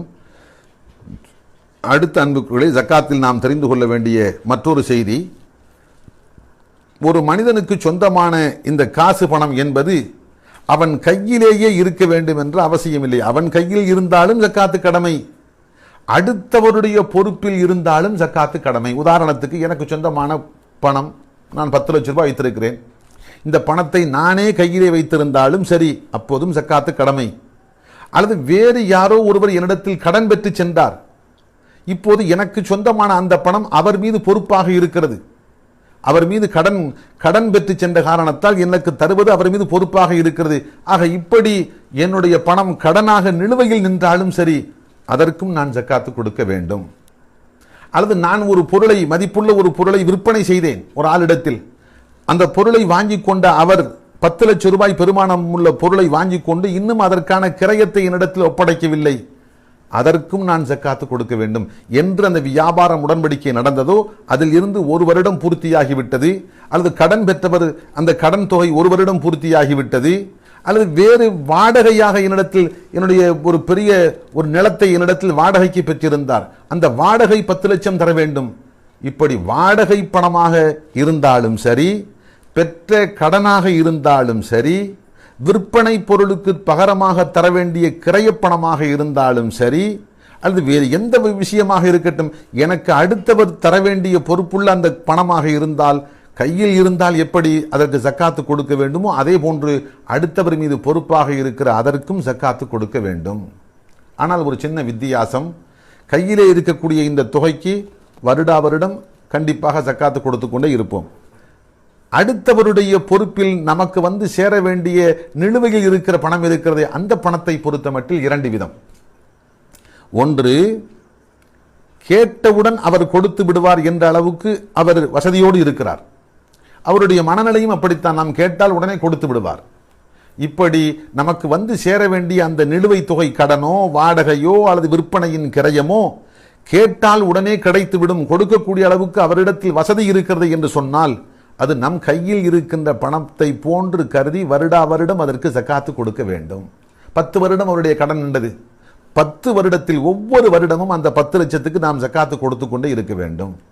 அல்லது 10 வருடம் கொடுக்காமல் இருந்து விட்டு 10வது வருடம் வாங்கியதற்கு பின் கடந்த 10 வருடங்களுக்கும் கணக்கு பார்த்து மொத்தமாக நாம் கொடுக்க வேண்டும். வருடா வருடம் கொடுத்தாலும் சரி, அல்லது பெற்றதற்கு பின்பாக கடந்துவிட்டு அந்த 10 வருடங்களுக்கு மொத்தமாக கணக்கு பார்த்து கொடுத்தாலும் சரி, வருடா வருடம் கண்டிப்பாக கொடுக்க வேண்டும். இது எப்போது? வசதி உள்ள ஒரு மனிதரிடத்தில் அந்த கடன் நிலுவையில் நின்றது, கேட்டால் உடனே கொடுத்து விடுவார் என்று இருந்தது. அடுத்து இன்னொரு சூழ்நிலை, அவரோ வசதி இல்லை, அவர் கடன் பெற்றார், ஆனால் கடனை அடைப்பதற்குண்டான எந்த வழியும் இல்லாமல் அவர் நெருக்கடிக்குள்ளாகிவிட்டார், இழப்பை சந்தித்து விட்டார். இப்படிப்பட்டவராக இருந்தாலோ, அல்லது இன்னொரு மனிதர் கையிலே கடனை திருப்பி அடைப்பதற்குண்டான வசதி இருக்கிறது, ஆனால் கல்விலே இல்லை, நாளை தருகின்றேன் நாளை என்று இழுத்தடித்துக் கொண்டே இருக்கிறார். இழுத்தடிக்கிற அரபியிலே முமாத்தில் என்று சொல்வார்கள். முமாத்தில் என்றால் இழுத்தடிக்கக்கூடிய நபர், கொடுப்பதற்கு வசதி இருந்தும் கொடுக்க மனமில்லை. ஆம், இப்படி அறவே வசதி இல்லாத ஒரு ஏழை ஒரு மனிதன் திவாலாவாக ஆகிவிட்டான், பராரியாக ஆகிவிட்டான் என்ற நிலையிலோ, அல்லது கையிலே கொடுப்பதற்கு போதுமான காசு பணம் இருந்தும் கொடுக்க மாட்டேன் என்று இழுத்தடிக்கக்கூடிய மனிதனாக இருந்தாலோ, இப்போது மார்க்கம் சொல்கிறது வருடா வருடம் இவன் ஜக்காத்து கொடுக்க வேண்டிய தேவை இல்லை. எப்போது அவன் ஜக்காத்தை கொடுப்பானோ அந்த வருடத்துக்கு மட்டும் கொடுத்தால் போதும். உதாரணத்துக்கு 10 வருடங்கள் இழுத்தடித்த அந்த மனிதன் 10வது வருடம் கொண்டு வந்து கடனை கொடுத்தான், அல்லது காசு பணத்தை நஷ்டமடைந்து இழந்துவிட்டு நெருக்கடிக்குள் இருந்த மனிதனுக்கு 10 வருடங்களுக்கு பின்பாக வசதி வந்தது, அதற்கு பின்பாக கொண்டு வந்து நம்மிடத்தில் பணத்தை அடைத்தார் என்று வைத்துக் கொள்ளுங்கள். எந்த வருடம் கொண்டு வந்து அடைத்தாரோ, நம் கையில் வந்து சேர்ந்ததோ அந்த வருடத்துக்கு மட்டும் ஜக்காத்து கொடுத்தால் போதும், அதற்கு முந்தைய 9 வருடங்களுக்கு ஜக்காத்து கொடுக்க வேண்டும் என்ற அவசியம் இல்லை. ஆக இந்த காசு பணத்தை பொறுத்த மட்டில் நம் கையில் இருந்தாலும் சரி, நம் கையில் ரெடியாக இருந்தாலும் சரி ஜக்காத்து கொடுக்க வேண்டும். அல்லது நமக்கு சொந்தமான பொருள் அடுத்த வருடத்தில் கடனாக நிலுவையில் நின்றாலும் சரி, அதற்கும் கண்டிப்பாக நாம் ஜக்காத்து கொடுக்க வேண்டும். ஆனால் சூழ்நிலையை பார்த்து கொள்ள வேண்டும். அவர் கொடுப்பதற்கு வசதி உள்ளவரா, வசதி அற்றவரா, வசதி இருந்தும் கொடுப்பதற்கு மனமுள்ளவரா, அல்லது இழுத்தடிக்கக்கூடிய மனிதரா என்று நாம் பார்த்து கொள்ள வேண்டும். இதையும் மார்க்கம் நமக்கு சொல்லித் தருகிறது. ஆக அன்புக்குள்ளே சுருக்கமாக இந்த தங்கம், வெள்ளி, கரன்சி நோட்டுகளை பொறுத்த மட்டில் 595 கிராம் அன்றைய மார்க்கெட்டு கிரயம் என்னவோ அந்த கிரயத்துக்கு நிகராக இந்த கரன்சி நோட்டு இருந்து ஒரு வருடம் முழுவதும் அவர் கையிலே இருந்திருந்தால் அதற்கு நாம் ஜக்காத்து கொடுக்க வேண்டும். இது மார்க்கம் சொல்லுகின்ற மூன்றாவது அம்சம். முதல் அம்சம் நிலத்தில் இருந்து வருகின்ற விளைச்சல், அதை பற்றி நாம் விளக்கமாக இன்ஷா அல்லாஹ் பார்ப்போம். இரண்டாவது ஆடு, மாடு, ஒட்டகை உள்ளிட்ட கால்நடைகள், அதை இன்ஷா அல்லாஹ் நாம் பின்னால் பார்க்கிறோம். மூன்றாவது இப்போது நாம் விரிவாக பார்த்திருப்பது தங்கம், வெள்ளி, கரன்சி நோட்டுகள். இது மூன்றாவது. அடுத்து மார்க்கம் சொல்வது, நான்காவதாக மார்க்கம் சொல்வது வியாபார சரக்குகள். வியாபார சரக்குகள் என்று வருகிற போது இன்னொரு விஷயத்தை இங்கே புரிந்து கொள்ள வேண்டும். தங்கம், வெள்ளியை தவிர்த்து எந்த உலோகத்திலேயும் மார்க்கம் ஜக்காத்தை கடமையாக்கவில்லை. அது தங்கம், வெள்ளியை விட விலை மதிப்புள்ள பொருளாக இருந்தாலும் ஜக்காத்து கடமை இல்லை. உதாரணத்திற்கு மாணிக்கம், மரகதம், புஷ்பராகம், முத்து போன்ற நவரத்தின கற்கள் ஒரு மனிதனிடத்தில் இருக்கிறது. நவரத்தின கற்கள் அல்லது பிளாட்டினம் போன்ற உலோகம் இருக்கிறது. பிளாட்டினத்தை நாம் கேள்விப்படுகின்றோம், தங்கத்தை விட விலை மதிப்பு அதிகம் என்று சொல்கிறார்கள். ஆக இப்படி தங்கத்தை விட, வெள்ளியை விட விலை மதிப்புள்ள உலோகமாக இருந்தாலும், நவரத்தின கற்களாக இருந்தாலும், அல்லது வேறு மற்ற உலோகமாக இருந்தாலும் அவற்றெல்லாம் ஜக்காத்து கடமையே இல்லை. ஒரு மனிதனிடத்தில் செம்பு, துத்தநாகம், பித்தளை டன் கணக்காக இருக்கிறது வைத்துக் கொள்வோம், ஜக்காத்து கடமையா? ஜக்காத்து கடமை இல்லை. பிளாட்டினம் இருக்கிறது, ஜக்காத்து கடமை இல்லை. நவரத்தின கற்கள், பல கோடி ரூபாய் பெருமானம் உள்ள நவரத்தின கற்கள், மாணிக்க கற்கள் இருக்கின்றது, அவற்றில் ஜக்காத்து கடமையா? ஜக்காத்து கடமை இல்லை.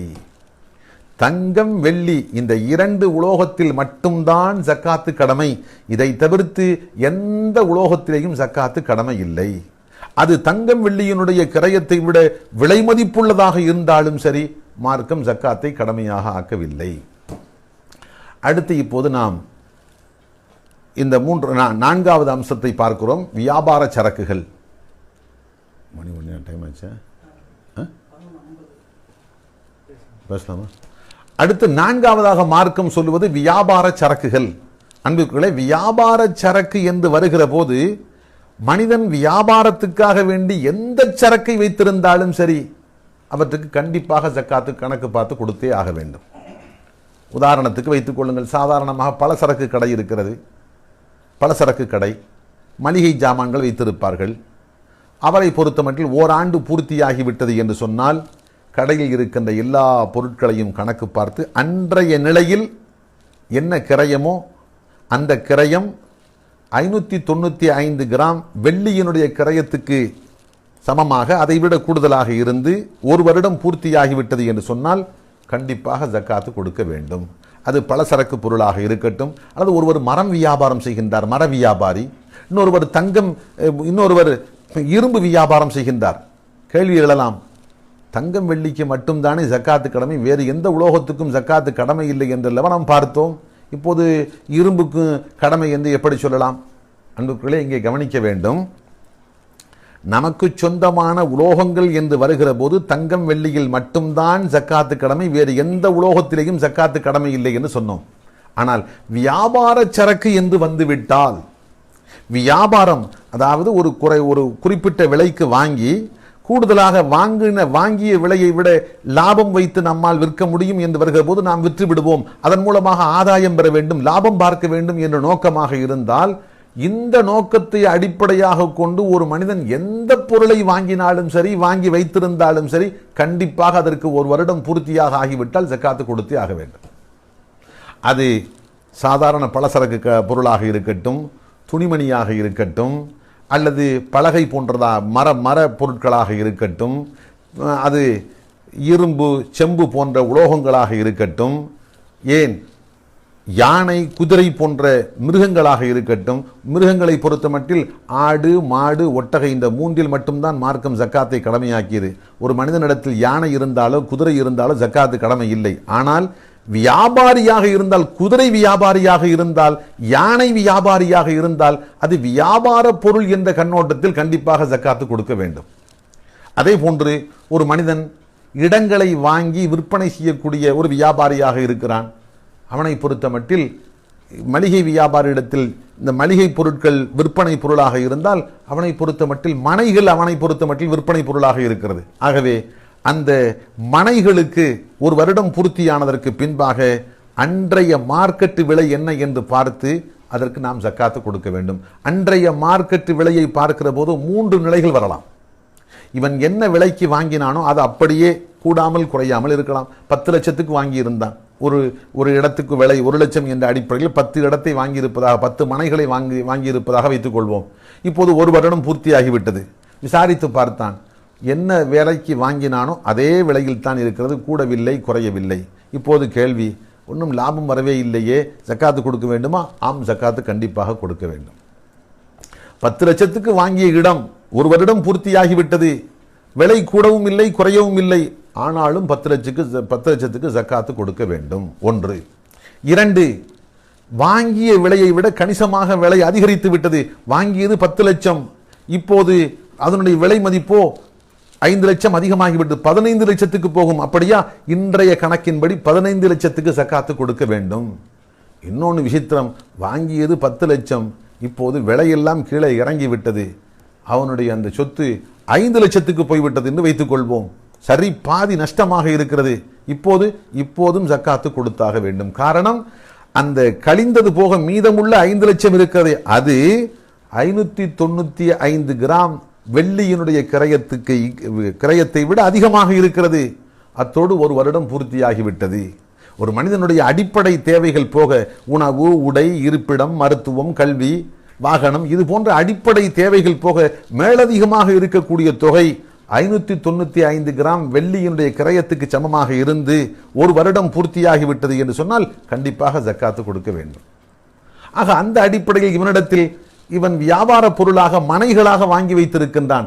ஆகவே கண்டிப்பாக அவற்றுக்கு ஜக்காத்து கொடுக்க வேண்டும்.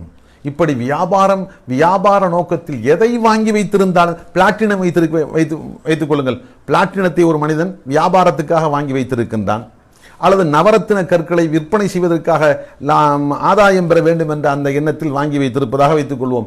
இப்போது இந்த நவரத்தின கற்களிலேயும் ஜக்காத்து கொடுக்க வேண்டும், பிளாட்டினத்துக்கும் கொடுக்க வேண்டும். ஏன்? பிளாட்டினம் என்பதற்காக வேண்டி அல்ல, நவரத்தின கற்களாக இருக்கின்றன என்பதற்காக வேண்டி அல்ல, இவற்றை லாபம் பெற வேண்டும் என்ற எண்ணத்தில் வியாபார சரக்காக வாங்கி வைத்திருக்கிறான். எப்போது வியாபார சரக்கு என்ற கண்ணோட்டம் மாறிவிட்டதோ கண்டிப்பாக அவற்றுக்கு ஜக்காத்து கொடுக்க வேண்டும். ஆக இந்த அடிப்படையில் சாதாரணமாக வீடுகளில் விரிக்கக்கூடிய விலை மதிப்பு உள்ள விரிப்புகள் என்று வைத்துக் கொள்வோம், அவற்றையும் வியாபாரத்துக்காக வாங்கி வைத்திருந்தால் ஜக்காத்து கொடுக்க வேண்டும். என்ன பொருட்களை எல்லாம் வாங்கியதை விட கூடுதலாக கொடுத்து ஆதாயம் பார்க்க முடியும் என்று வாங்குகிறாரோ அத்தனைக்கும் ஜக்காத்து கொடுக்க வேண்டும். ஆக அன்புக்குரியவர்களே, இது மார்க்கம் சொல்லுகின்ற 4வது அம்சம். அதாவது வர்த்தக சரக்கு என்ற கண்ணோட்டம் வருகின்ற போது அவற்றுக்கும் கண்டிப்பாக ஜக்காத்து கொடுக்க வேண்டும். இங்கே இன்னொரு செய்தி நாம் புரிந்து கொள்ள வேண்டும். ஏற்கனவே சொல்லப்பட்ட செய்தி மீண்டும் ஒரு அழுத்தமாக அதை கடைசியாக சொல்லிக் கொள்கிறேன். அதாவது வாடகைக்கு விடுவது, இந்த வியாபாரிகளை பொறுத்த மட்டில் வியாபார பொருள் எதுவோ அவற்றுக்குத்தான் ஜக்காத்து கடமை. அந்த வியாபாரத்துக்காக பயன்படுத்தப்படக்கூடிய தொழில் கருவிகள் இருக்கின்றனவே அவற்றுக்கு ஜக்காத்து கடமை இல்லை. உதாரணத்துக்கு, ஒரு மனிதன் செய்யக்கூடிய வியாபாரத்துக்கு ஒரு 50 கம்ப்யூட்டர் இருந்தால் தான் அவனுடைய வியாபாரத்தை செய்ய முடியும். இந்த கம்ப்யூட்டர் விற்பனைக்கு உரியவை அல்ல. இந்த கம்ப்யூட்டர்கள் கணக்கு பார்ப்பதற்காக, அந்த பொருளுடைய தரங்களை சோதித்து பார்ப்பதற்காக, இதற்காக வேண்டி தேவைப்படும் என்று வைத்துக் கொள்ளுங்கள். 50 கம்ப்யூட்டர் வைத்திருக்கிறான், விலை மதிப்புள்ள கம்ப்யூட்டர். அவற்றுடைய விலையை மட்டும் பார்த்தாலே அதுவே பல லட்சம் வருகிறது. ஆனால் இவையெல்லாம் விற்பனைக்காக வேண்டிய அல்ல, அவனுடைய தொழிலுக்கு பயன்படுகின்ற தொழில் கருவி என்று சொன்னால் இந்த தொழில் கருவிகளுக்கு ஜக்காத்து கடமை இல்லை. மாறாக இவற்றை வைத்துக்கொண்டு அவன் எந்த பொருட்களை விற்குகின்றானோ வாங்குகின்றானோ அவற்றுக்குத்தான் ஜக்காத்து கடமை. இப்படியாக சாதாரணமாக ஒரு மளிகை கடை எடுத்துக்கொள்வோம். மளிகை கடை வைத்திருக்கிறார். அந்த கடை, அந்த மார்க்கெட்டிலே எந்த இடத்தில் கடை வைத்திருக்கிறாரோ அந்த கடை கிட்டத்தட்ட ஒரு 25 லட்சம் ரூபாய் பெருமானம் உள்ள கடை என்று வைத்துக் கொள்வோம். அந்த கடைக்கு ஜக்காத்து கடமையா?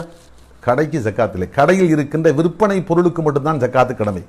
அந்த கடையிலே ராக்கை வைத்திருப்பார், தராசு வைத்திருப்பார், படிகள் வைத்திருப்பார். வேலை இப்படியெல்லாம் சில பொருட்கள் விற்பனைக்காக அல்ல, அந்த பொருளை அந்த கடையை நடத்துவதற்கு இந்த உபகரணங்கள் எல்லாம் அவருக்கு தேவைப்படும். அப்படி உபகரணங்கள் என்ற அடிப்படையில் எவற்றையெல்லாம் வைத்திருக்கின்றாரோ அவற்றுக்கும் ஜக்காத்து இல்லை. எந்த பொருளை வாங்கி ஆதாயம் நோக்கத்தை வைத்து எதை விற்பனை செய்வாரோ அதற்குத்தான் மார்க்கம் ஜக்காத்தை கடமையாக்குகிறதே அல்லாமல் உபகரணம் என்ற அடிப்படையில் எவற்றையெல்லாம் அவர் பயன்படுத்துவாரோ அவற்றுக்கெல்லாம் ஜக்காத்து மார்க்கம் கடமை என்று சொல்லவில்லை. ஆக அன்புக்குள்ளே ஒரு சுருக்கமான விளக்கம்.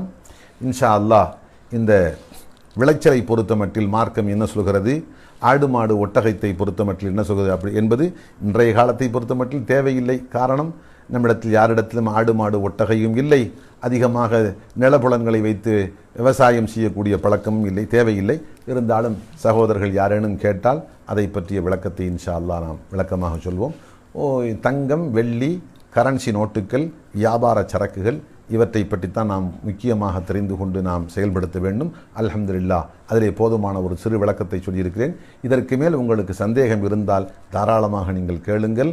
ஜக்காத் சம்பந்தப்பட்ட அந்த கேள்விகளுக்கெல்லாம் நாம் விளக்கமாக பதில் சொல்வோம் இன்ஷா அல்லாஹ்.